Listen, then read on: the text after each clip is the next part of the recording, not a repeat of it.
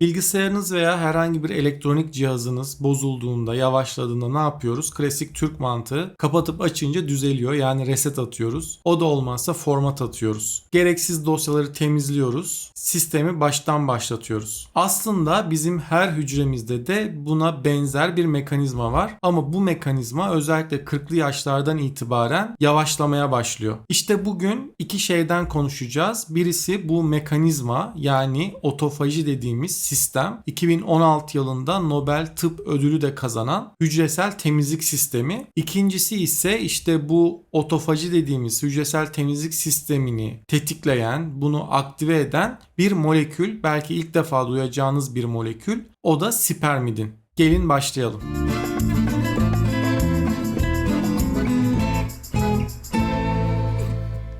Otofaji Yunanca'da kendini yemek anlamına geliyor. Belki ilk duyduğunuzda biraz ürkütücü geliyor olabilir. Ama aslında tarif ettiği şey son derece düzenli bir geri dönüşüm sistemi. Şöyle düşünün, hücreleriniz sürekli çalışıyor. Sürekli yeni proteinler sentezliyor. Yeni DNA, RNA'lar sentezliyor. Veya bazen hücrenin içerisindeki organeller, örneğin enerji santrali olan mitokondri yaşlanıyor, hasarlanıyor. İşte bütün bu hatalı üretilen proteinler, yaşlanan organeller hücrenin içerisinde birikmeye başlıyor. İşte otofaji mekanizması tam bu noktada devreye giriyor. Bu hatalı üretilen molekülleri, organellerin etrafını çevreliyor. Bu yıkılacak bir maddedir diye onu etiketliyor ve sonra lizozomlarla o ortadan kaldırılması gereken maddeleri ortadan kaldırıyor. Sonrasında arta kalan ürünlerden tekrar kullanılabilecek olanlar varsa bunları da yeni protein sentezlenmesinde veya yeni hücre üretiminde vücut kullanıyor. Yani bu mükemmel çalışan bir geri dönüşüm sistemi. İşte 2016 yılında Yoshinori Oshimi ismindeki Japon bir bilim adamı bunu kanıtlayarak, keşfederek Nobel Tıp Ödülünü kazandı. Neden Nobel Tıp Ödülünü verdiler? Çünkü bu mekanizma bozulduğunda modern tıbbın en zorlandığı hastalıklara zemin hazırladığı aslında ortaya konulmuş oldu. 2023 yılında Cell dergisinde yayınlanan yaşlanmanın 12 kök sebebinin bir tanesi de otofajinin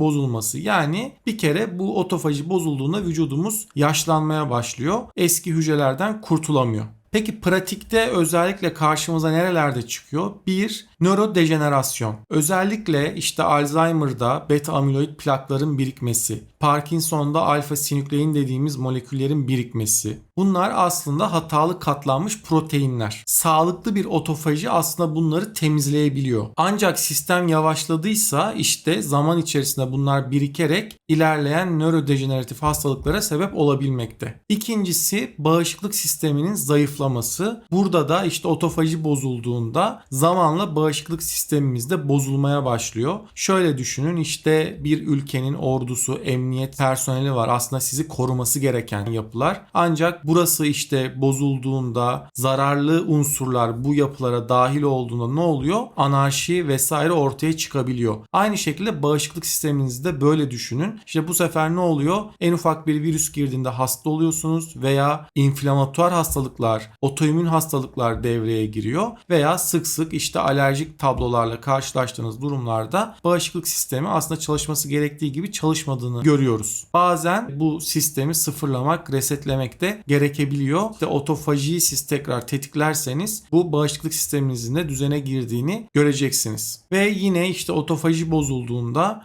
bunlar aynı zamanda artık zararlı hücreler haline dönebiliyor. Oksidatif stresi vücutta tetikleyebiliyor ve bununla ilişkili hastalıklar da ön plana çıkabiliyor.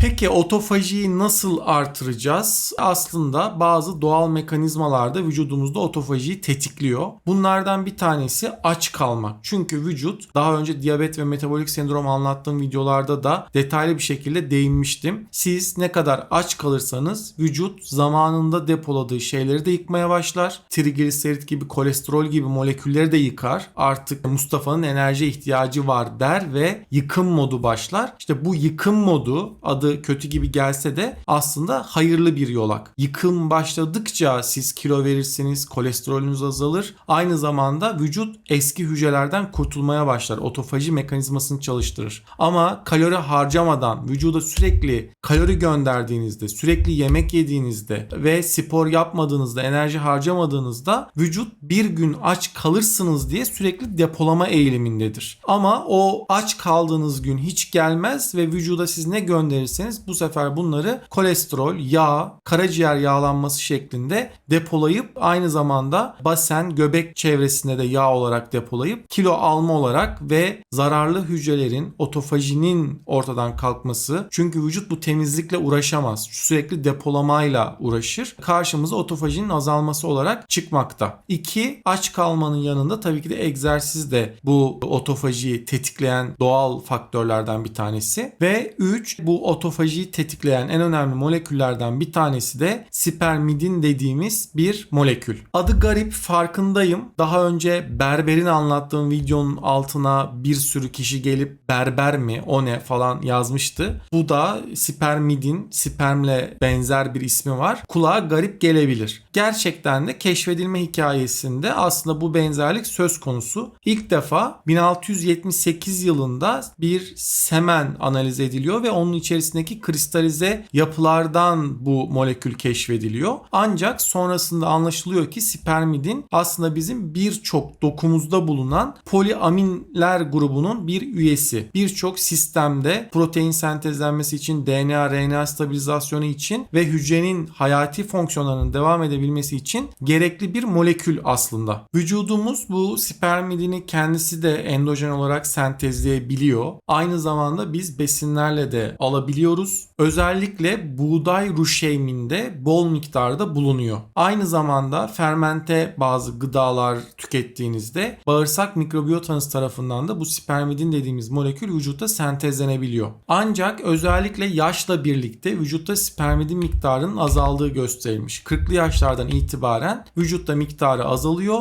ve aslında yine bu yaşlardan itibaren vücudumuzda otofajinin yavaşlaması ve bozulması da bununla dolaylı olarak ilişkili de olabilir. Yani özellikle bu dönemde artık biz günümüz teknolojisiyle spermidini takviye olarak da kullanabiliyoruz. Ve yapılan çalışmalarda da spermidinin vücutta önemli etkiler yaptığı gösterilmiş. Burada çok geniş kapsamlı çalışmalar var. Bunlardan bir tanesinde 45-84 yaş aralığındaki 829 kişi 20 yıl boyunca kesintisiz takip ediliyor. Ve sonrasında spermidin alımına göre bu kişileri grupladıklarında en yüksek spermidin alımına sahip grubun ölüm riski kendinden 5.7 yaş genç insanların riskiyle aynı çıkıyor. Yani şöyle düşünebilirsiniz. Spermidin alımı yüksek olanlar kendinden 5.7 yaş genç insanların sağlık profiline benzer bir sağlık profili gösterdiği bu çalışmada kanıtlanmış. Aynı zamanda vasküler kaynaklı yani damarsal hastalıklara bağlı ölüm oranı, kansere bağlı ölüm oranı ve diğer tüm nedenlere bağlı ölüm oranı da anlamlı bir şekilde daha az çıkmış. Bir başka çalışmada da 23.000 Amerikan vatandaşı 11 yıl boyunca takip ediliyor. Kardiyovasküler hastalıklara bağlı ölüm riski %32 daha az ve diğer tüm nedenlere bağlı ölüm riski de %30 daha az saptanıyor. Bir başka çalışmada Güney Kore'den yine orada da 37.715 kişi çalışmaya dahil ediliyor. 19 yaş üstü yetişkinler 7 yıl boyunca takip ediliyorlar ve yine spermidin alımı yüksek olanlarda kardiyovasküler hastalıklara bağlı ölüm oranı çok daha az olduğu kanıtlanıyor. İngiltere'de yapılan bir çalışmada ise 77.092 kişi 60 yaş üstü kişiler 12 yıl boyunca takip ediliyor ve bu kişilerde spermidin alımı optimum olanlarda demansa yakalanma oranı %47 daha az olduğu saptanıyor.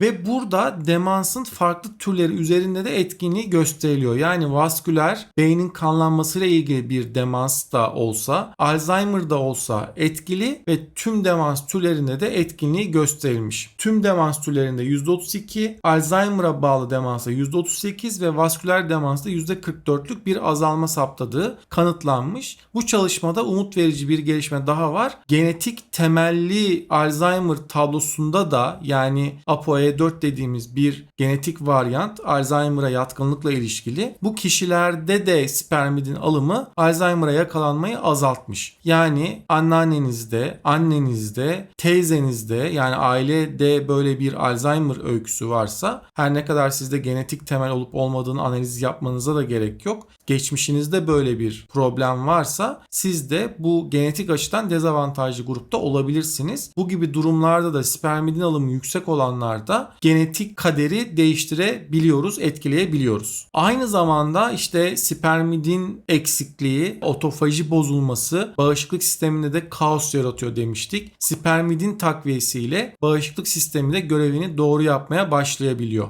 Bir diğer belki ilginç alanlardan bir tanesi, spermidinin vücutta en bol bulunduğu yerlerden bir tanesi saç. Neden? Çünkü saç vücutta en çok bölünen dokulardan biri. Yapılan çalışmalarda özellikle saç köklerinde, matrix bölgesinde bol miktarda spermidin olduğu gösterilmiş. Laboratuvar çalışmalarında örneğin saçın büyümesini bloke edici bir ajan veriyorlar. Sonrasında spermidin verdiklerinde bu bloke edici ajanın bile etkisini ortadan kaldırarak saçın daha hızlı, %20 daha fazla büyümesini sağlıyor. Yapılan insan çalışmasında da 100 kişiye spermidin takviyesi veriyorlar ve saçın anajen fazında artış ve saç dökülmesinde anlamlı bir azalma saptadığı yapılan çalışmalarda gösterilmiş. İşte belki ilk defa duyduğunuz bu spermidin dediğimiz molekül vücutta önemli görevleri olan, bir nevi vücudunuza reset atan, vücudunuzu formatlayan ve o birikintileri, kalıntıları temizleyen bir molekül. Bunu evet besinlerle de alabiliyoruz. Hep söylediğim gibi 1 sıfırdan büyüktür. Yani sizin hiç buğday ruşeymi tüketmemenizdense ruşeymli bir ekmek yemeniz evet kötünün iyisidir. 1 sıfırdan büyüktür. Ama bir de bunu takviye olarak aldığınızda tabii ki de 100 birim fayda görüyorsunuz. Yani bu gıdalarla aldığınız spermidinle kıyaslanamayacak derecede ekstra fayda görmüş oluyorsunuz. Takviye ile birlikte bunu standartize bir şekilde aldığınızda. Bu takviye ile ilgili olarak da YouTube Türkiye'de ilk çekilen videolardan bir tanesini sizlerle buluşturmak istedim. Takviyelerle ilgili daha detaylı bilgiyi tarafımca kaleme alınan Akıllıca Bilimsel Takviye Rehberi ve Beyinden Bağırsak kitaplarından okuyabilir. Beni Instagram DR Mustafa Kalkan sayfasından da takip edebilirsiniz. Gelecek videolarda görüşmek üzere. Hoşça kalın, sağlıkla kalın.